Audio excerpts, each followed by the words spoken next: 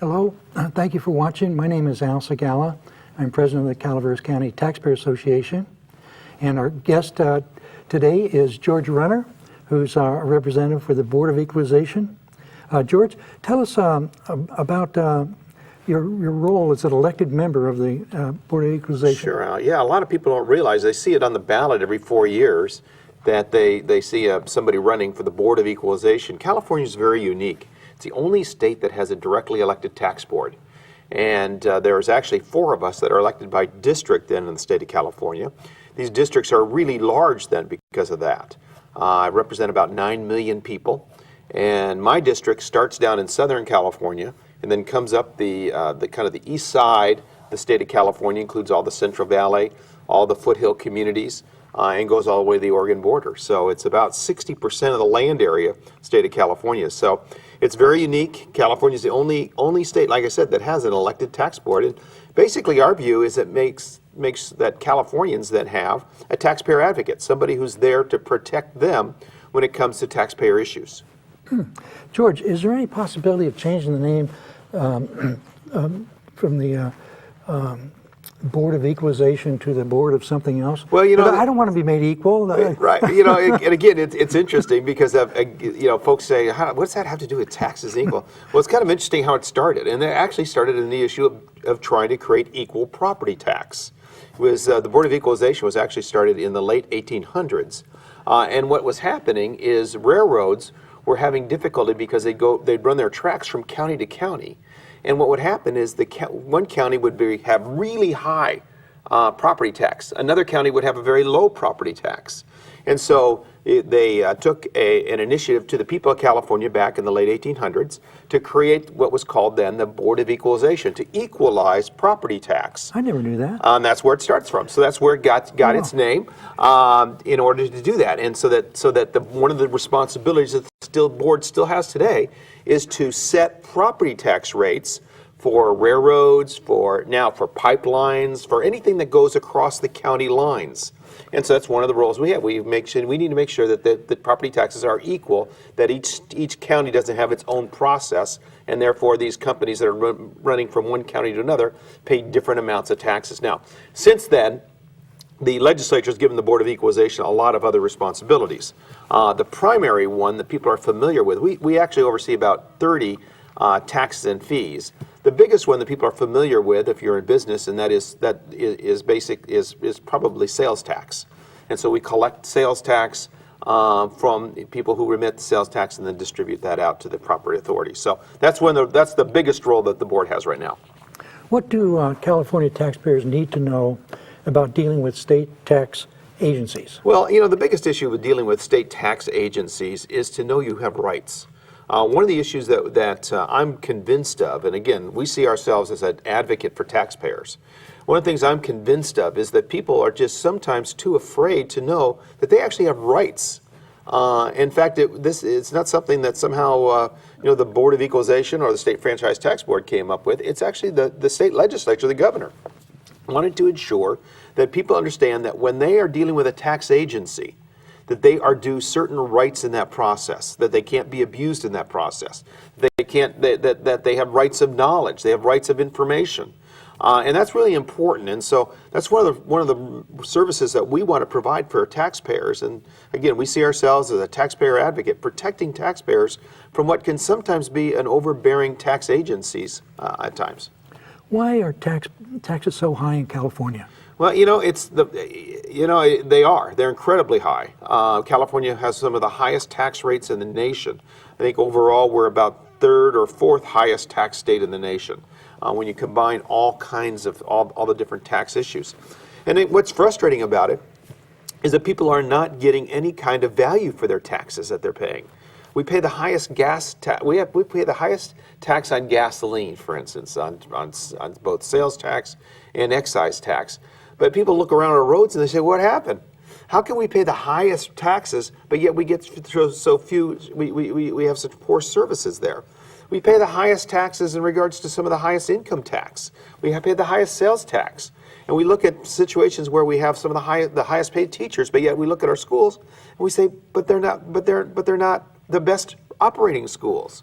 We're not seeing kids benefit from those high taxes and high salaries that we're paying. So, you know, I think the reality is that people, there's just a segment of Californians, the majority of the legislature, unfortunately, that believe government is a big answer for everything.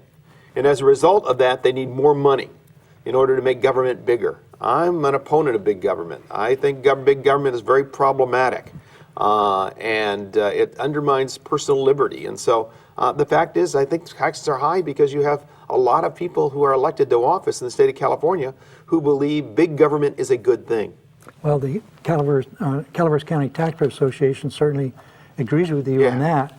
We actually are most concerned about taxes, as you are. Sure. But we're also concerned about the other element of human liberty. Absolutely. We've been monitoring the general plan update process, and we're struggling to try to make the general plan as it evolves in the update process to be more freedom friendly, more friendly to property rights. Because how can you have economic development if people come here, have to go through a mountain of regulation and exorbitant fees to try to build something? You're absolutely right. You know, I tell people, the fact is that my family came here in the late 50s, excuse me, in the middle 50s. From the East Coast, because California was a great place of opportunity. We had this wonderful climate. You know, it was just a place to go, raise your family, grow a business. It was the dream. Yeah. And yet here we are, almost 50, 60 years later from when my family got here, and we've basically made the dream a nightmare. We've basically chased people who wanted to be here because of the great climate, because of the great opportunities of freedom, and what we've done is we've chased them back out of the state. And we've done it through high taxes and overregulation. All things and public policies have been put into place. The climate hasn't changed. You know, the beautiful scenery we have across California hasn't changed. It's the public policy that's changed, that's made California a place where people don't want to stay and invest their money and raise their families. Well, these people that are leaving are really your job providers. These are the employers that are leaving. These are the people that are investing in new plants, new stores, new products, and they're going elsewhere, which means the remaining people that are left are more likely to be struggling and lose their prosperity because the producers are leaving. Absolutely, and the problem with that is it's not only it's not only companies that are leaving, not only the entrepreneur that's leaving, but it's the middle income person who all of a sudden has some ability to move. For instance, somebody who's worked their lives, they've got a decent retirement, and they say, well, where do I want to go now that I don't have to be anchored to a community or to an employer? Where can I go? And they leave California. Yeah. And those are good middle incomes that people are getting retirement that now we're not getting as a result of that. So yeah, and you know, one of the issues that I remind people about, and that is higher taxes is a direct attack on liberty. Because when you pay more out of your pocket for your government services, that means you have less to spend, you have less choices. And somebody else is making your choices for you. And again, the bigger government gets, the more choices it wants to make for you. The more choices it makes for you, the more expensive it gets, and the more money they've got to come back and get from you. Yeah, it's like a dog chasing its tail. Absolutely. It doesn't seem to get anywhere. Unfortunately, it's the taxpayer who gets bit in the back end on that deal. I read a book sometime back, and it's kind of a classic. It's the name of the book's The Law by Frederick Bastiat. Familiar with it. He's a Frenchman. It's very, very short little book. That's very good. But boy, it's so powerful. Right. What Mr. Bastiat did, he connected the three basic rights, life, liberty, and property, which are also in a U.S. Constitution on the 14th and 5th Amendments. And he showed that each of these have to be respected together. Right. You can't you can't attack property rights and still maintain liberty. And you can't take liberty and property and expect to have life left. Right. In order to have life, people have to Well, it comes produce. to a basic competing philosophy. Yeah. There's the philosophy that we see right now in Sacramento, unfortunately, is this philosophy that says government can make better choices than individuals. Yes. And as a result of that, then they seek to go ahead and grow government, grow government programs, grow government outreach, because they believe that they can make better choices than the individual. And that's the direct undermining both of your individual tax rights and your ability to spend your money, but also in regards to the choices that you have. Yeah, we have a 218 is one of the propositions that is there to help protect overreaching government. Right. And we had an interesting thing in Calaveras County recently. There was quite a few letters written, over 2,000, I think, protesting the increased rates on our water and sewer rates. Mm-hmm. And but interesting, as we looked into the problem, well, naturally, the people that are on fixed income or low income, when you have your rates double, it just breaks their back, and they don't know what to do. And we've had many cases of people like that. So there's two approaches. One approach is to try to do something to help the people that are poor, and the other approach is to go after the problem itself, right, and to see is it systemic? Is it because of the way the system is set up? Well, apparently, there's some managers of utility companies that have a list of all the things the state is doing that are increasing local costs unreasonably, and it may be as much as 100% more costs that people have to pay because of the unreasonable regulations. Now, in a neighboring county is Tuolumne County, and they're taking an approach to try to get ratepayers to write to the legislatures, identify the things that need to be reevaluated and reformed so that they don't have these incredible costs in the way of fees. Oh, there's just there is a real ignorance, I think, that I was 12 years in the legislature, both as an assembly member and as a senator, before I was elected to the Board of Equalization, and there is a real ignorance on behalf of many of those who are in the legislature between their policies that they somehow aspire to try to protect and promote and pass, and the true effect on individuals. Right. One of the issues that I know is a big deal here in Calaveras County, as it is throughout my district, and that is the issue that's going on right now with with the fire fee. Yeah, it's an outrageous fee. We are supportive of the lawsuit that's going on in that process. We think it was done illegally, all kinds of problems. But I've been having telephone town halls up and down my district. And so far we've had over 2,500 people on those calls. Oh, that's impressive. Dealing with them, asking questions, telling them what they do. And the saddest calls we get, and I get them every time we do this, is somebody who's on a fixed income, living in a mobile home, trying to go from check to check, living from check to check, and all of a sudden the state of California says, you owe us $115 or $150 for this state fire fee, which isn't going to protect that home one bit. It's going to go ahead and go to some elusive, prevention program, and it was only done to backfill government in Sacramento because they needed to steal the money to balance a budget a couple of years ago. And again, there's no reality. In fact, there was actually a bill that was set to try to help those who have certain incomes at certain poverty rates, so they could be protected from that fee. That bill couldn't even get out of committee. So it's interesting to me that we have many politicians up there that seeing a liberal cause about how it is you need to help the downtrodden, the folks that are really struggling. And here's a classic effect that their policies have, and they're not willing to move on it. Oh, that's terrible. I understand that when Governor Brown signed that legislation, he commented that there was dubious legality to this. Well, since he admits that the legality is in question, it seems like the effort that's being made now in the lawsuit might have a chance of success. Well, I think so too, because I mean it's problematic in a lot of ways. Number one, you know, it was done with a 2/3. It needed a 2/3 vote. It's Right. clearly a tax. It's not a fee. Right. And it needed a 2/3 vote. They went around the process and didn't do that. In addition to that, people are truly not getting equal services for what they're paying for. Right. You've got some people, for instance, like I said, who are in almost urban areas, but they happen to be out of a city, who are having to pay for this, who have absolutely no need for, quote, fire prevention programs. Right.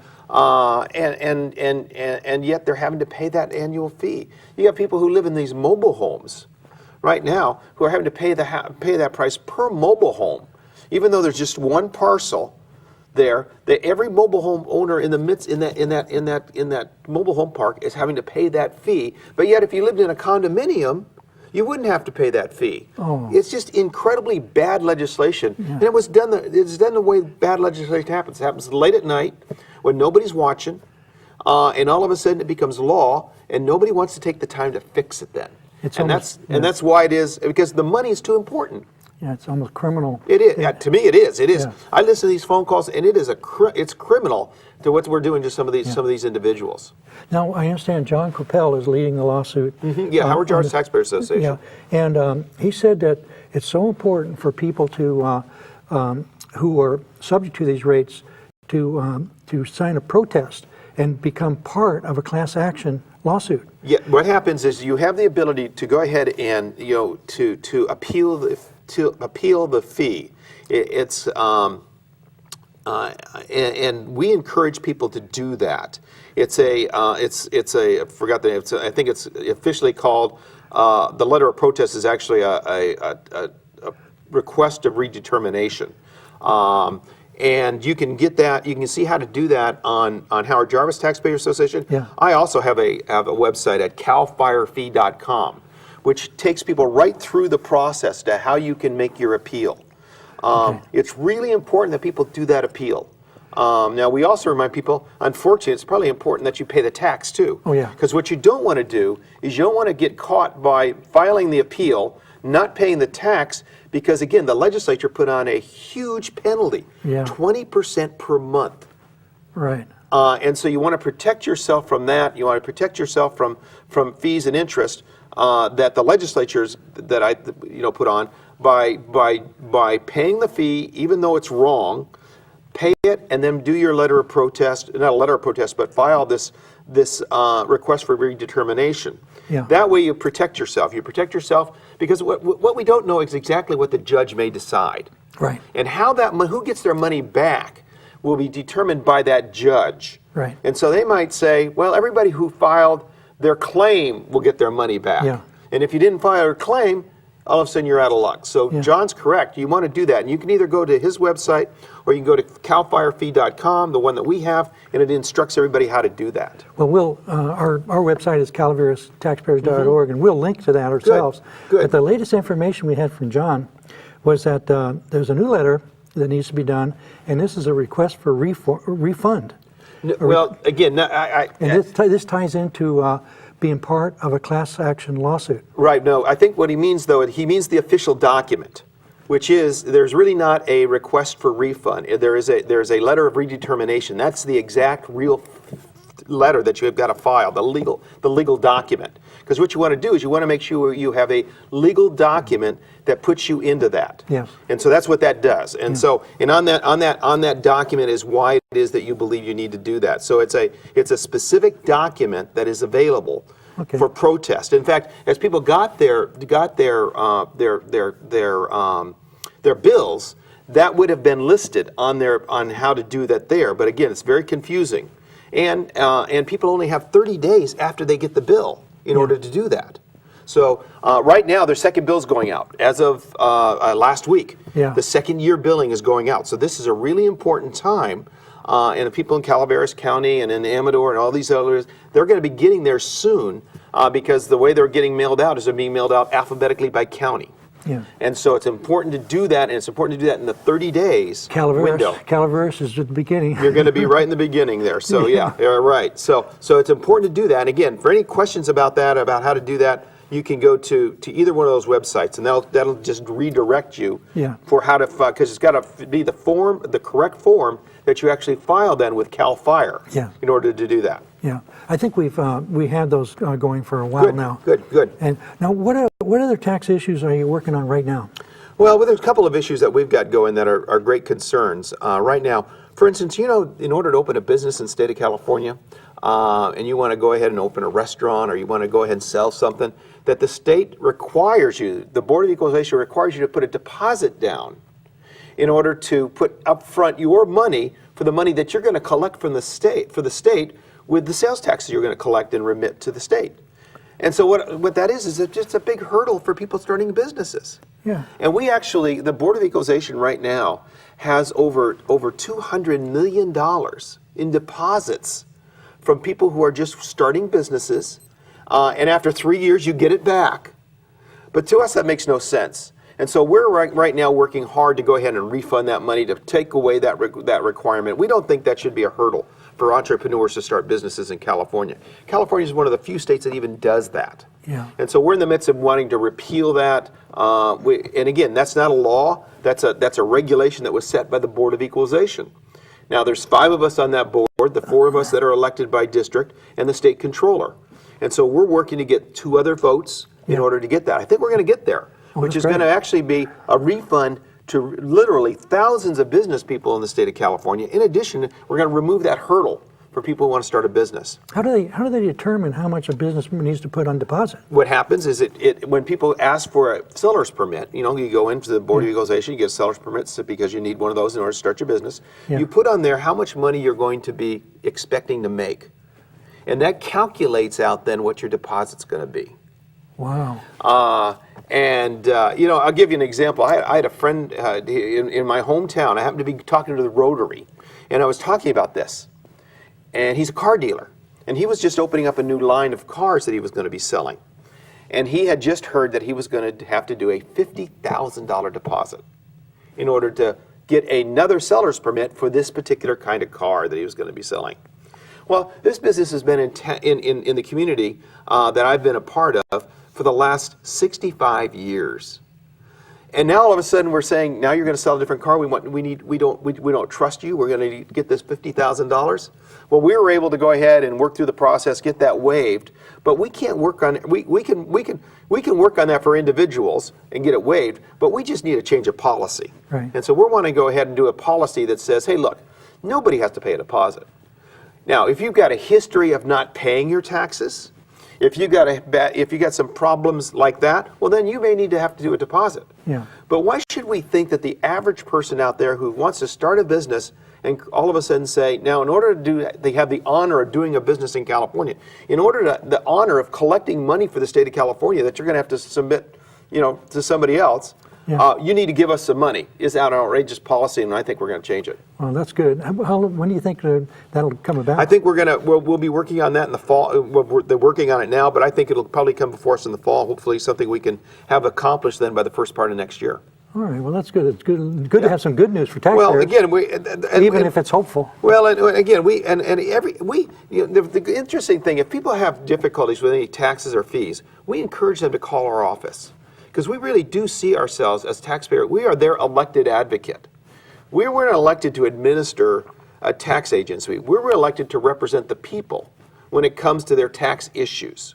Yeah. And so every day we help taxpayers. Every day we deal with some taxpayer who either had an audit that was unfair and we can help them, or maybe they just had a really bad month and they didn't have the money that they came in to pay the sales tax. All of a sudden they spent in other things and now they don't have the money to pay the government back for the money that they used. They just need some help in that process. Yeah. And so we can help them through that. And so we encourage people to talk to us. What other things are you working on? Well, one of the things we just remind people about is to do it early. Oftentimes what people think is sometimes people think if they just ignore the tax problem, it'll go away. Nothing could be farther from the truth. If you ignore your problem, the problem is the interest gets worse, the penalties get worse, and it makes it harder for us to assist you. And so that's one of the things that we can work with, is to really try to help people in the beginning. when they're first having times. You know, one of the things I'm doing right now is I'm writing every new business that opens up in my district, which again is 60% of the land area, and thanking them for doing business in the state of California. And one of the things I'm telling them is, hey, we are here to help you succeed.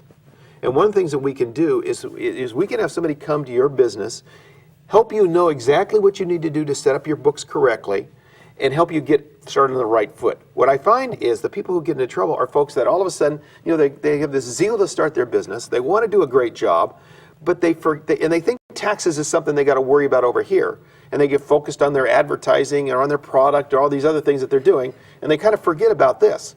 And all of a sudden, 4 or 5 years later, they get an audit, and they miss something.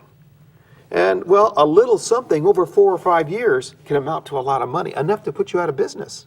Yeah, for sure. And so one of the things that we're writing everybody right now to saying, hey, look, we want to come to your business and we want to help you in the beginning to know what is taxable, because sales tax in the state of California is a bit confusing. I mean, you know, whether it's a hot sandwich or a cold sandwich, depending on how it's taxed, but it's a confusing process and misunderstood easily. And we want to help people from the very beginning and help them succeed.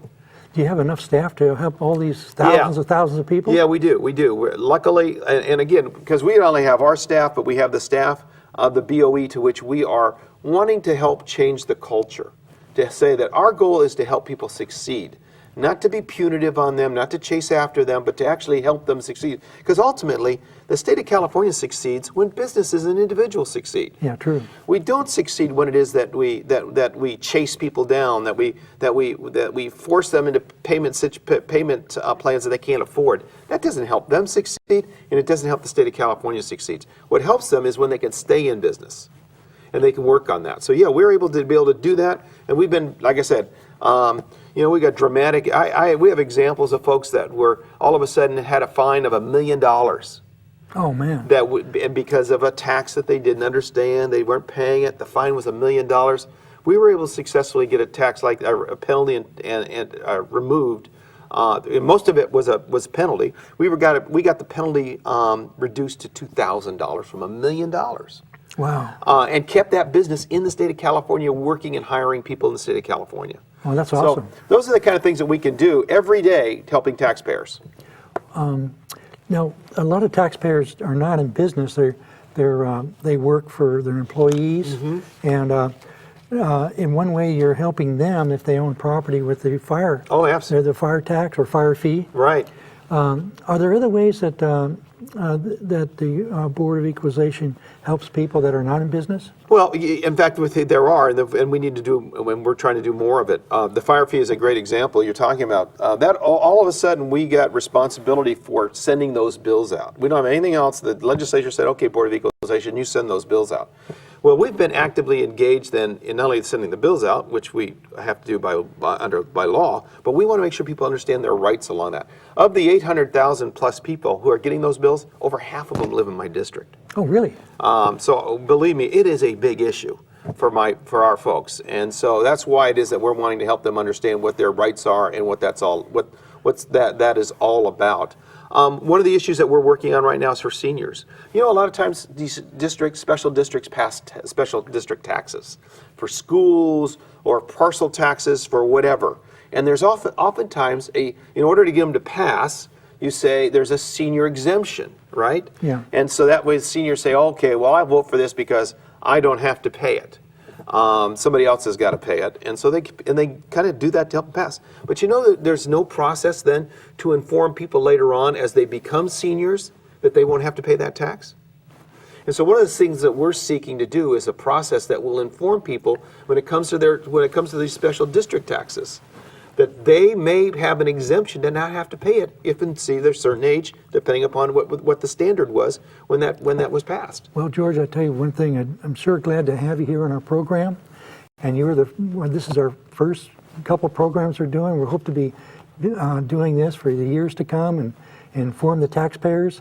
And we're so glad to have you here. We're glad to hear for your inaugural program and wish you great success. Thank you.